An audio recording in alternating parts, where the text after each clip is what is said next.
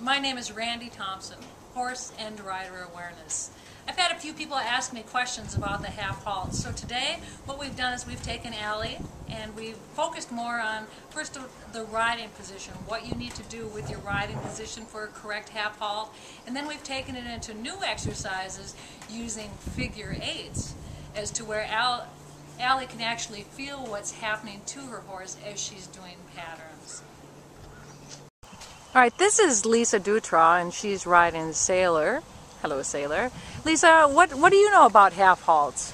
I mean, you're also a professional. I mean, you train and teach and that type of thing. People do a half halt, but not explain why we're doing it. I know the fundamentals. I know, we know that it's, to recollect and to rebalance your horse and to prepare for an upward or, a transition. But without knowing, why, for the longest time, it didn't make any sense, and so. And now you're going to find out why. Yeah. Oop. All right, so now we're going to help Lisa establish the feeling of what she can do with her position to get a more effective half halt. Lisa, if you would put your reins and lay them on his neck, or keep them in one hand. He's pretty quiet. There you go. That's it. And I want you to take a hold of the front of the saddle with both of your hands and pull your seat towards your hand just a little bit. There, you feel yourself tuck in a little bit more? That's the first thing you're going to do in a half halt. Do you feel where it puts your position? Yep. So that's, yep. I feel my 3 bones, 1, 2, 3, and... What happened to the front of your body? It's got a little squish, but that's good.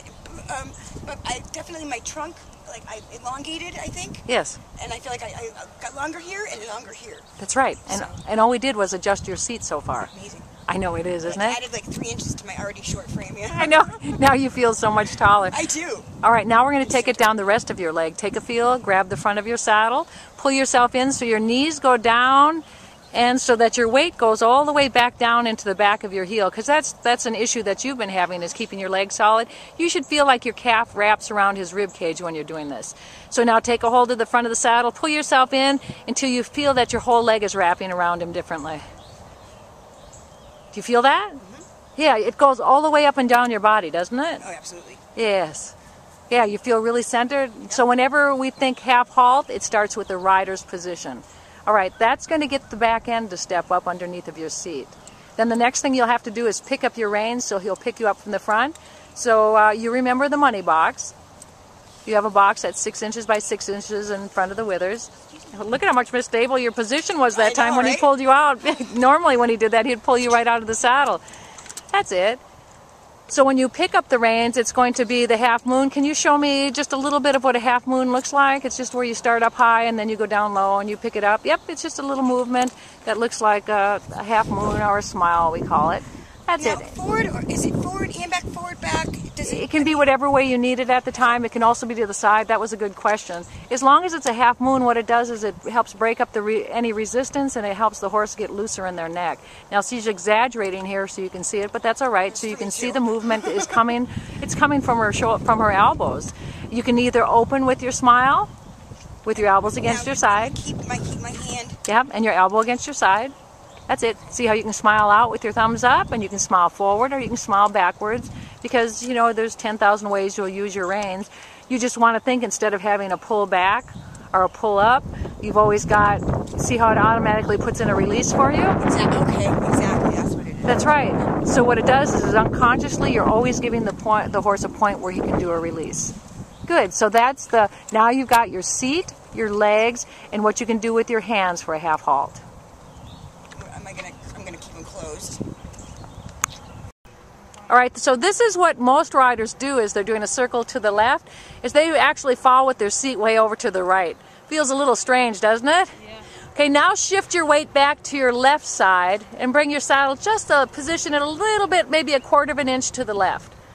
There, feel that? Yeah. That'll put you in the right balance for a curve or a circle, especially the tight circles you're doing as a jumper. All right, continue, please.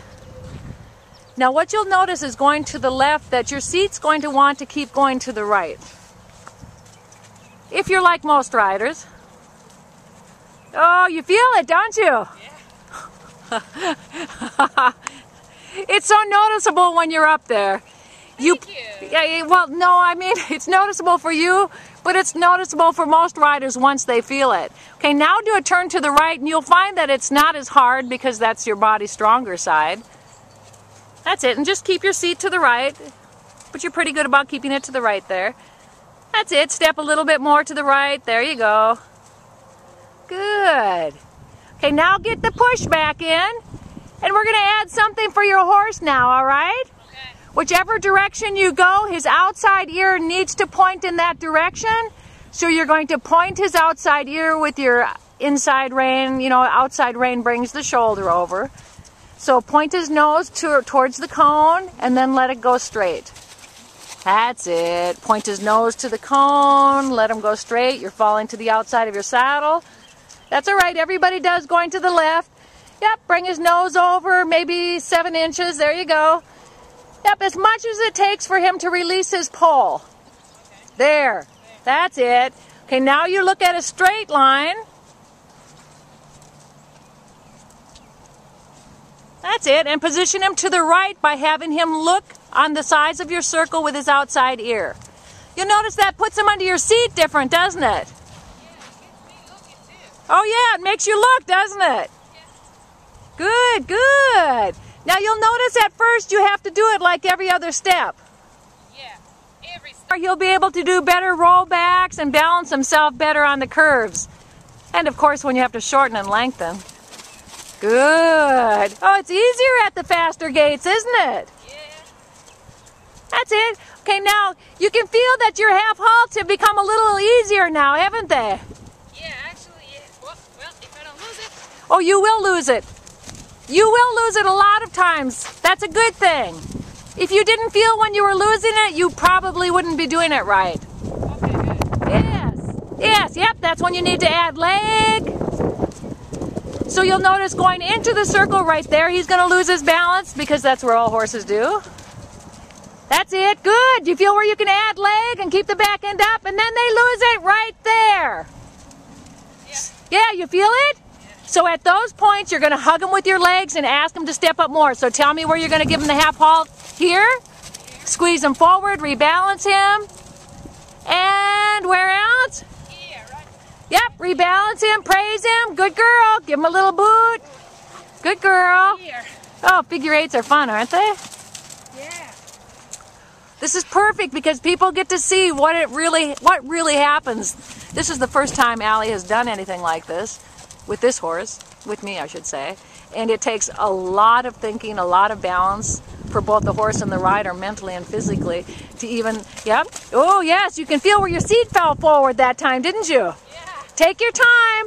Take your time because it's an exercise that's going to teach you shorten your outside rein. You feel him starting to drop his front end? Yeah. So on a circle this size, your outside rein needs to be shorter. Okay. Yep, to help him balance on this size. Yeah, because you can see this is like, what is this, 6 meters? Probably. Yep, it's like a 6 meter circle, which is 6 times 3, about a 20-foot circle. Let me start this way. That's all right, take your time, shorten your outside rein. Good girl. Good girl. That's it, shorten your outside rein, half halt on your outside rein. That's it.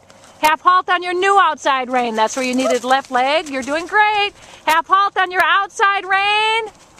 Good girl. Keep his nose pointed where, oh, feel the difference? Yeah. Take your time, take your I time. wish that I would have my leg to help him out there because that feels pretty nice though. That's right. You can feel where your leg wasn't where you wanted it. That's exactly right. You're starting to feel, he's starting to get the connection now, isn't he? Yeah.